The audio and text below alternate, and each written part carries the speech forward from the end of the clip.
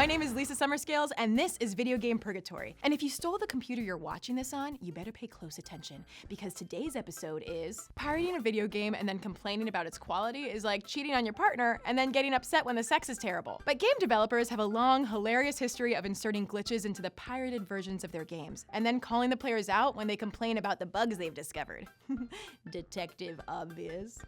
Mirror's Edge is all about running fast, jumping across rooftops, and generally being the world's greatest parkour person?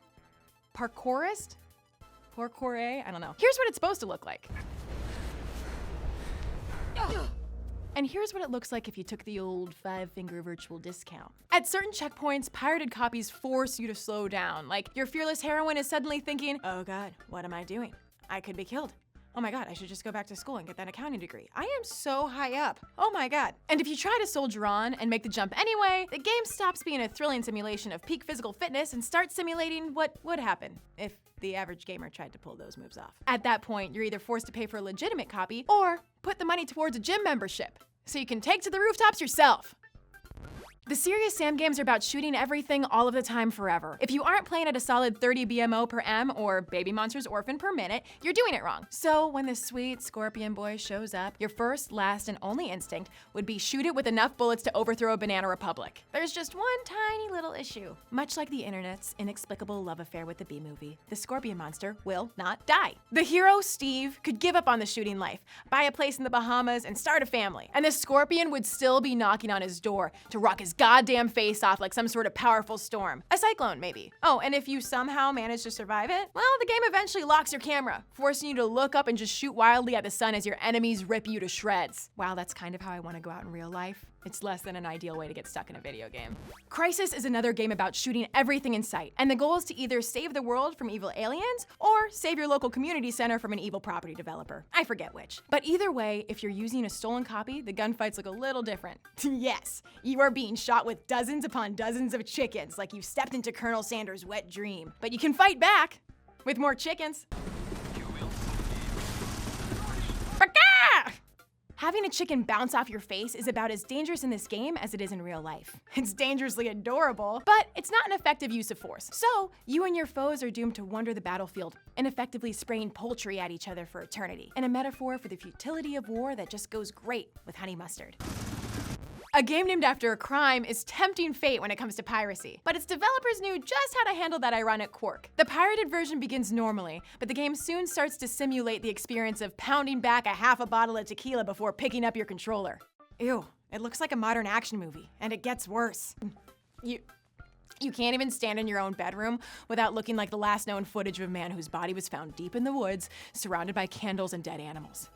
Just imagine what it would look like if you actually tried to commit any crimes.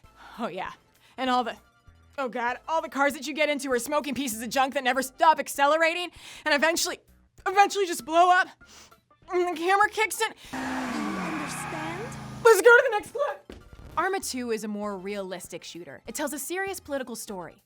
One well-placed bullet can kill you. And then the credits are just a half-hour sequence of your wife being informed that she's now a war widow and watching her break down into tears. Which is why it's great that its anti-privacy measures are just the goofiest darn things. First, the screen starts shimmering. So far, it's just like when your granddaddy dropped acid in Nam. But then, the trip spreads. Characters in this gritty war start taking dives, like they're learning how to ice skate for the first time. You try to put both their behavior and your fear that the pizza guy totally knew you were tripping behind you so you can focus on doing your goddamn virtual job. Only to discover that you can no longer shoot straight.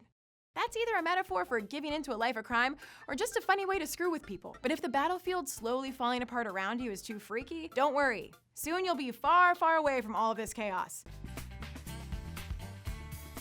Yes, your descent into a drug-induced madness ends with your heroic soldier transforming into a bird who's free to roam the skies and see the world and absolutely not shoot anyone you wanted to. Then you wake up miles away in a stranger's kitchen with no pants on, empty cartons of ice cream strewn all around you, and a tattoo of a rainbow dove saying peace on your butt. Arma 2 is a hell of a drug, kids. Nintendo's cult classic Earthbound came out all the way back in 1994. When video games were new, the Earth was young, and piracy wasn't a huge problem. You'd think countermeasures would be primitive back then, but you'd be wrong, friend. You'd be wrong.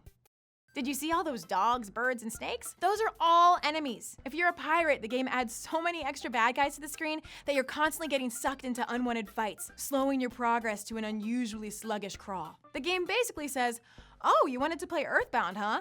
All right. Play Earthbound. Play so much Earthbound that you choke on it. It's the gaming equivalent to a parent catching their kids smoking and then forcing them to suck down an entire pack. Normally, there'd be 2, maybe 3 enemies on the screen, but Earthbound sends an entire army of pogo stickers and hula hoopers to destroy your very understanding of fun. What's supposed to be a goofy, lighthearted game becomes a grim death march. And if you have so little going on in your life that you decide to spend countless hours fighting a final boss anyway, the game makes a freaky noise and crashes. And if you restart and try again, your save file is deleted, and all your grueling work is rewarded with nothing besides a sudden insight into Nintendo's bottomless capacity for cruel, cruel revenge. Man, long hours with no payoff. That's almost like... Oh, I get it.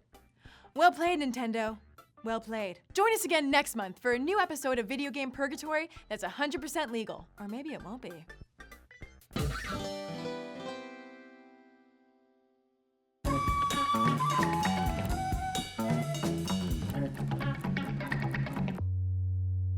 Hey guys, I'm Lisa Summerscales. This is Video Game Purgatory. Like our video below, subscribe to our channel, and if you know of any other ways that game designers have ruined pirates' lives, tell us below in the comments section.